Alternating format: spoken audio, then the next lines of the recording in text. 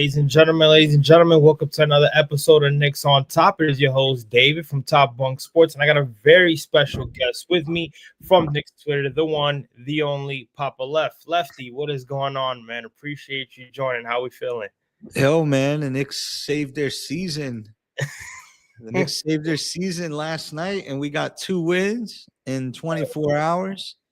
So it's funny, man. It's funny how 2 wins can kind of like reset the table and, regalvanize the fans a little bit and kind of just, you know, put put the conversation in the right direction that it needs to go. So shout out to the Knicks for bearing down and not, playing into the panic of the fans and just coming back home. And they've won all 4 games at home this season. So that's a good sign.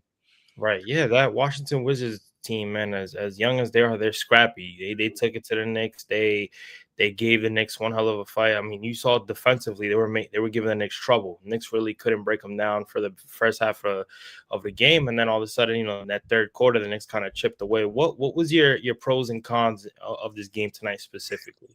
I think the cons right away was we weren't able to get Jalen Brunson loose. Jalen Brunson definitely was bothered, it looked like, by the extension of the defense. They were pressuring the ball, but our answers were found with Karl Anthony Towns. They just had no answer for him down low. So what I will say is that this team in the second quarter, they were down 10, and they leaned on their defense, not the three-point shooting, to get themselves back in the game. And when they couldn't get a 3, they were able to drive to the lane and get layups, get steals, get transition points. And this wasn't like a game where the Knicks were just, running up and down the court with pace. They really had to fight it out for a majority of the first 20 minutes of the game. So I would say that my cons would be maybe Jalen Brunson just not getting schemed off ball enough to help him get freed up from that, full court, extended pressure even in the half court set. I would say the pros would be, it looks like we got a solid 8 out there, solid 8 or 9 guys that are kind of like defined in the rotation. Obviously no Mitchell Robinson, but still waiting for Yabusele to catch fire. I think he's playing in his head on offense, and his best part of his game is his offense. So it kind of heightens the defensive, miscues on his side, but he's not really a defensive player. He's really here to space the floor and shoot threes. So he kind of looks gun shy now at this point. So I don't know. I don't know how much of an investment they have in him going forward, how much they really believe in him. But without Mitchell Robinson on these back-to-backs, they're going to need to turn to somebody. So that would be a potential con as well. But mostly it was a good fight, like you said, but the Wizards did let go of the rope in that third quarter, and we were able to take advantage of a lot of unforced errors on their part and balloon the lead up.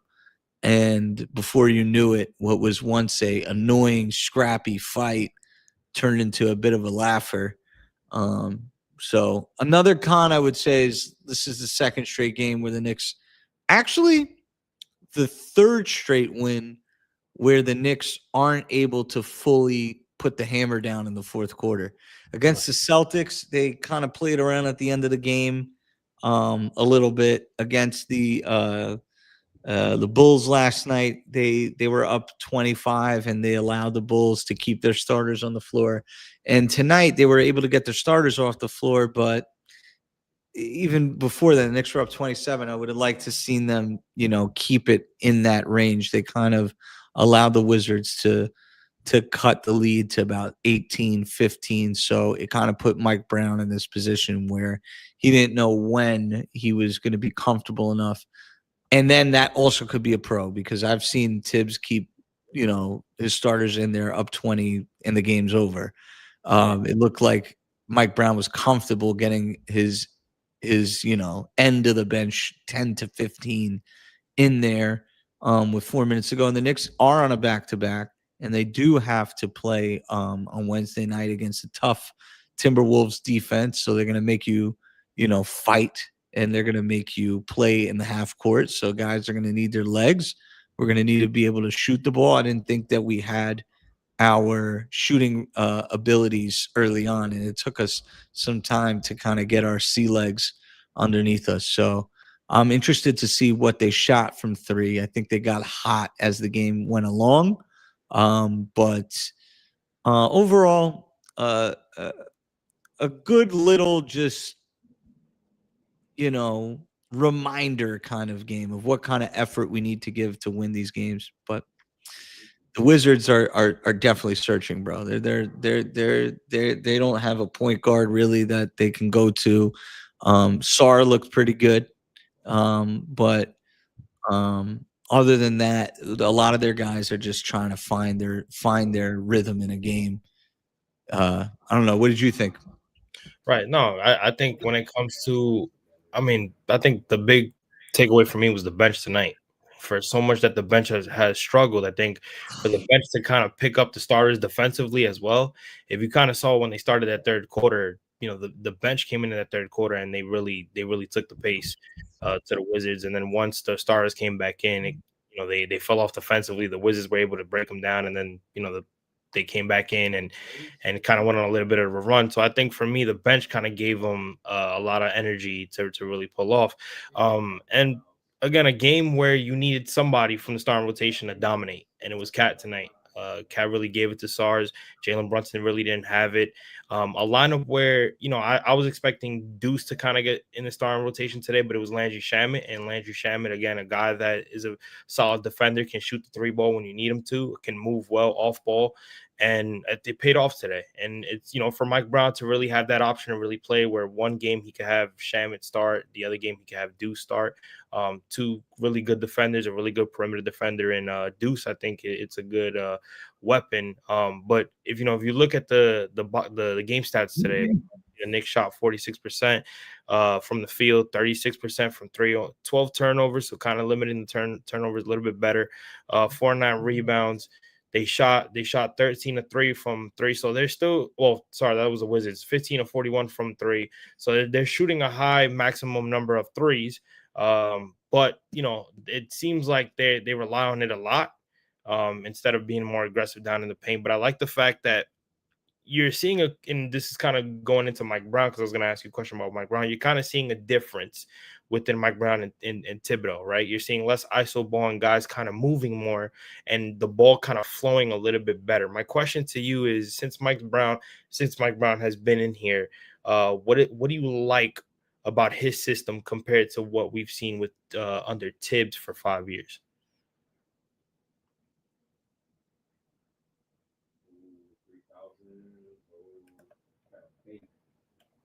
Bunk. 1 second left. I can't hear you. Let me see. It's hold on. All right, go ahead. Nah, I think it's on your end. It might be on your end. Let me see. Can you hear me? There we go. I can hear you. There you go. You good? You got me? Okay, good.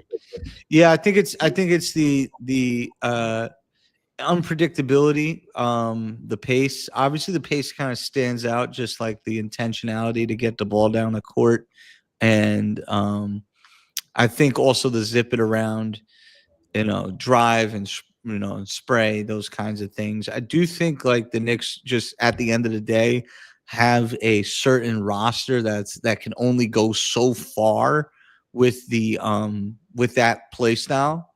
Right. And I think ultimately they're trying to do things that they're not necessarily comfortable doing, because I think, I will say this, he has given more freedom to guys to do everything. Like OG Anunoby can drive, now in this offense from any part of the court.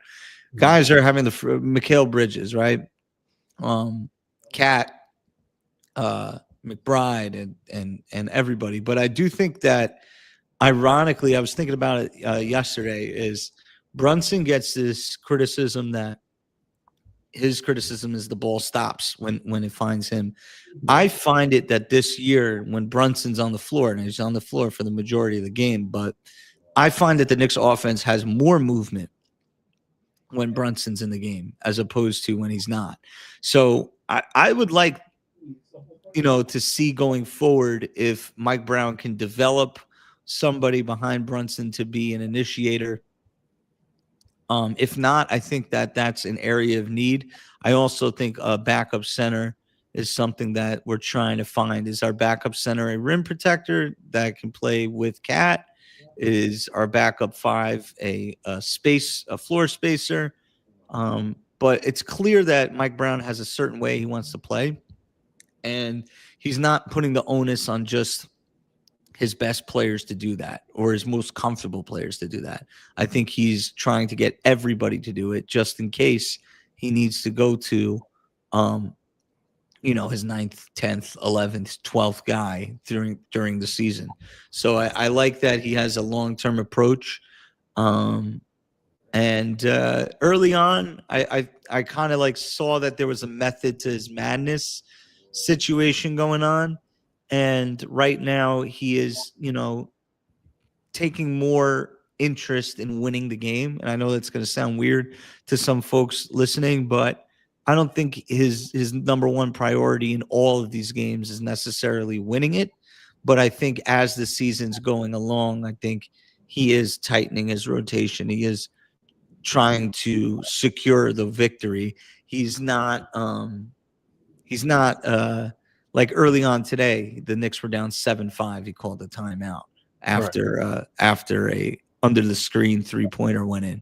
So I think he's more on top of the game and managing it well as a coach. But I also think there's points of performance that he is interested in reaching, and those points of performance aren't necessarily correlated with winning the game all the time. So I think the team is improving as the season is going along, and I think they'll find their rhythm, and you'll see the offense get a little bit more crisp. I do wonder about the defensive side of the basketball and playing at this pace, and my biggest concern is that they lose themselves in the pace of the game, and they forget they're disciplined on the defensive side. You saw it earlier today. In the first quarter, they gave up 30 points, and then they started the second quarter and they started playing a little bit better on the defensive side. So I think a lot of the identity and the learning is coming on the offensive side. That's probably why the offense looks better than the defense, at least a couple games here. But they have so much talent on the defensive side where they can load up with one of their offensive players, whether it be Brunson or Cat. They had a lineup today that I really like. It was Cat, Clarkson, OG, Bridges, and I want to say Hart, or I'm not sure, but it looked Deuce, because I know Deuce. Yeah, it was Deuce, Bridges, Anunoby, Cat, and I'm missing one guy, but in Clarkson, and so like Clarkson can defend a little bit. Obviously, Deuce and Bridges and Anunoby are our three best perimeter defenders. So I like that he's tinkering around with some lineups that put our best scorers around some interesting combinations of five. I do think they expected more from Yabusele. So, I think they're trying to force that and trying to see if they can discover his role, and they haven't found it yet. But I think there's another in-house option that they're going to go to. I think that's, whether that's Hukporti, Diawara, I'm not sure. But I think they're going to try one more in-house option before they look externally. But I don't think that's something that's immediate. So I think by virtue of him trying to find all these options, I think it's going to make the decision about what they actually need to add to this team before they make their final, playoff push and finals run, I think it's going to help them going forward. The fact that he's willing to try all these different combinations out. So his flexibility and his intentionality to keep the ball moving is one of my favorite parts about him. Right, and he's trying to test out, what he has, right? He's still getting used to the guys that he has on this team, still trying to figure out, what guys can do good, what can they work on, or whatever. So for a guy like Huck Porty, who barely got any playing time, he's looking at him like, I want to see what you could bring. I want to see what you could bring to the table in terms of you being in the number 5 position, number 4 position. But I think him saying that he wanted to play fast pace, I think for a team that played a lot of slow pace basketball last year, that they're trying to get used to that on the defensive side of the ball. And I think you could kind of tell that they're still trying. They're playing so well fast paced on offense that on defense they're not used to that. They're trying Right. to get through that, especially Cat. You could see how frustrated Cat was. Cat was so used to just playing slow, even in Minnesota. That the whole time he was playing slow. So playing under a coach that just wants to do this back and forth the entire time, they just look like they're not ready for it yet. They're still trying to adjust. So I could totally understand it.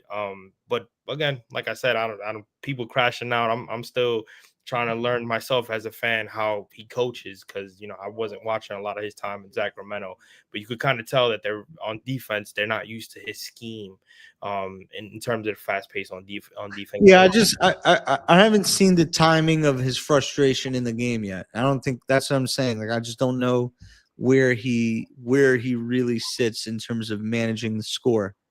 Saw some challenges he's made. Like I said, the tightening of the rotation, you're starting to see a little bit of that. But I haven't really gotten a feel for how he would manage his timeout situation in terms of reassessing, recalibrating the game. But I think he's done a good job of just allowing his principles to lead the way. Like he's not deviating from what he's brought here to do. And it got at 2 and 3, it didn't look great. To me, it didn't really make a difference, but it definitely was, he was getting some, it was just 24, 25, 26, 27 hours ago. I mean, like Right. the way people were talking about, him and, the Knicks made, like, it was getting to that point. Like maybe the Knicks shouldn't have done that. You know what I mean? Now those conversations are going to have to take a pause for at least 48 hours. People need to chill out though. It's just, you see Ian Begley out here. yeah. I was a little, I was like, wait a minute, what are we doing here?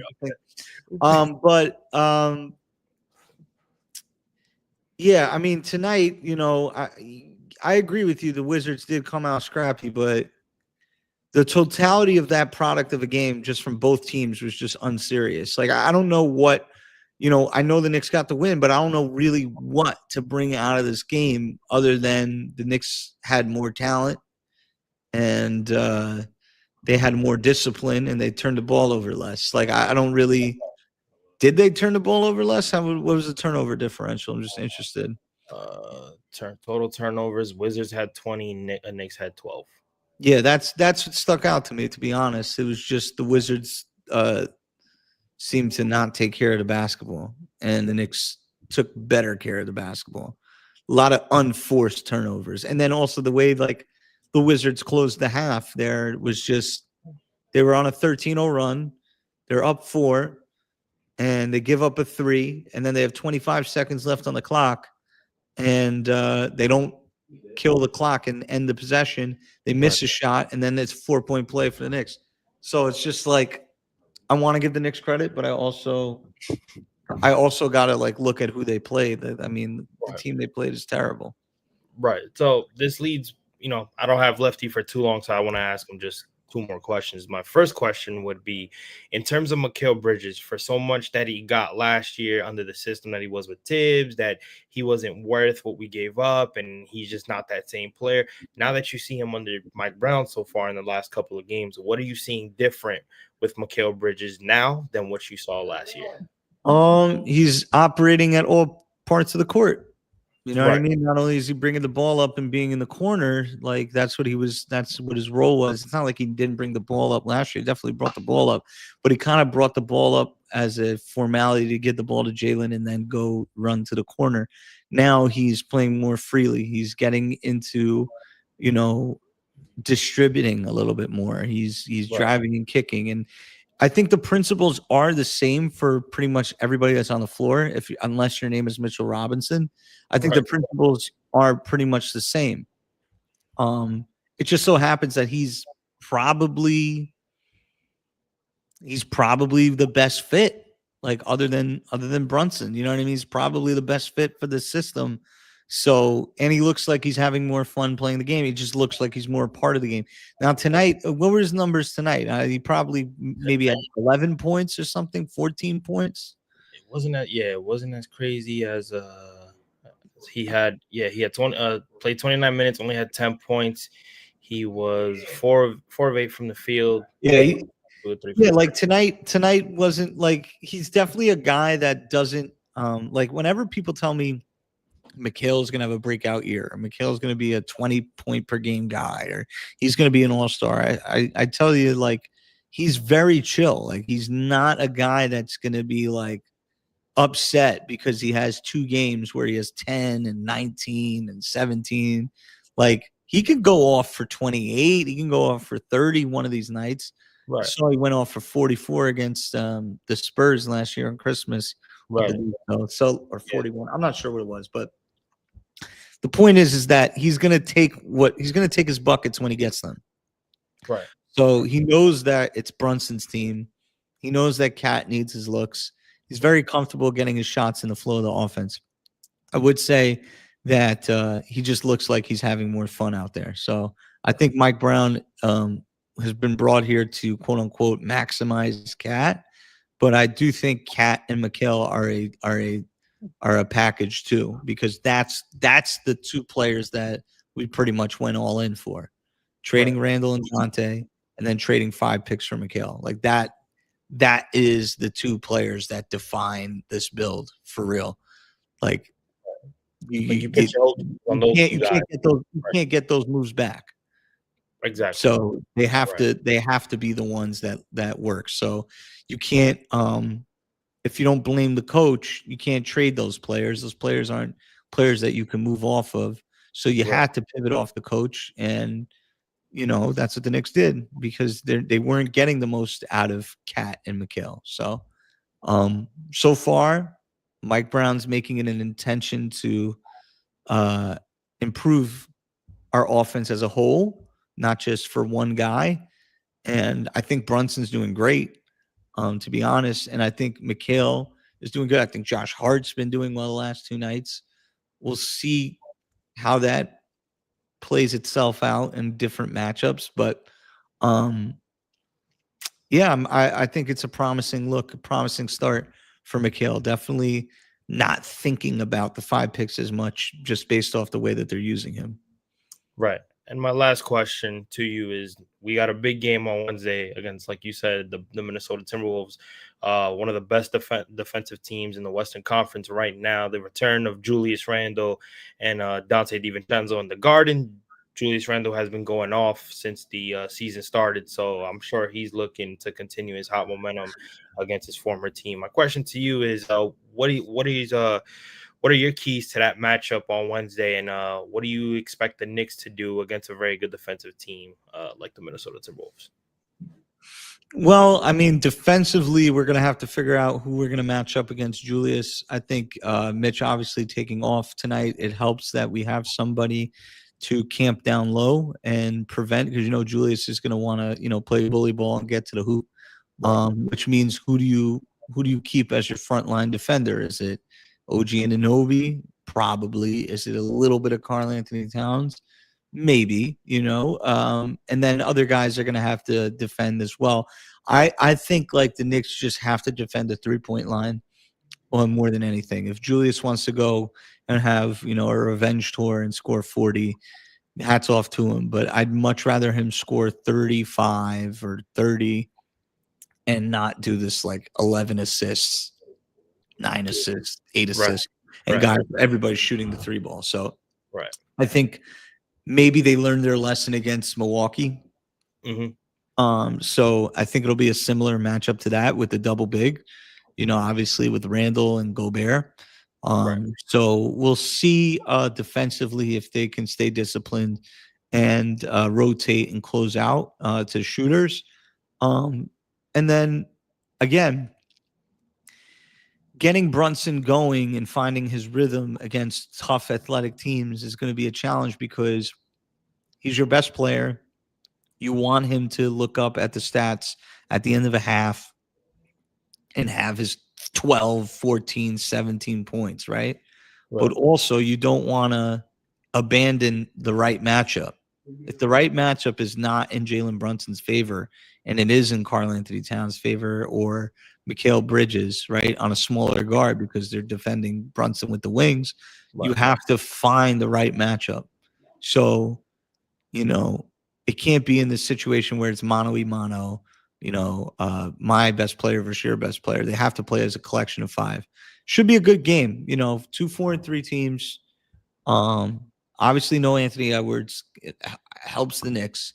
But it also, when teams are without their best players, sometimes they play more cohesive basketball.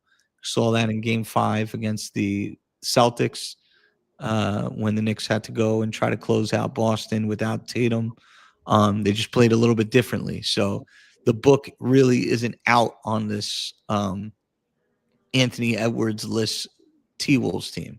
There's going to be more people with the ball.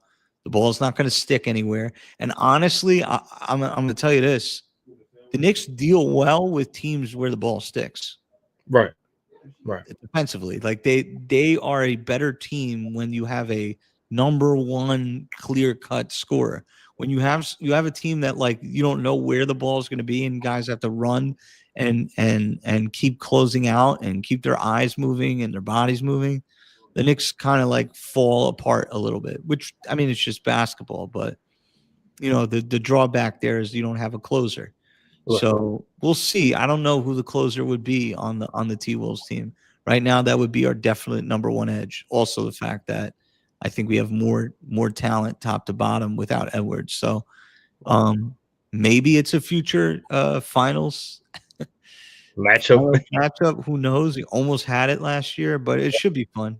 It should be fun with Randall and Devo coming back. So, but I appreciate you for bringing me on and having this conversation, man. Of course, bro. I appreciate you taking the time, man. Please give my guy Lefty a follow on X, Instagram, and please subscribe to his channel at Your Knicks. It's fresh, brand new. He puts a lot of dope content, very informative, breaks it down to you. There's not a lot of people on social media that break down the Knicks like he does. So please give my guy some love and some support, man. He shouts me out from time. Every time I see him, it's always love. So Lefty, I appreciate you, bro. The Knicks take the victory against the Wizards 119-102. This is episode 6 of Knicks on Top, and we will catch you on the next video. Peace out.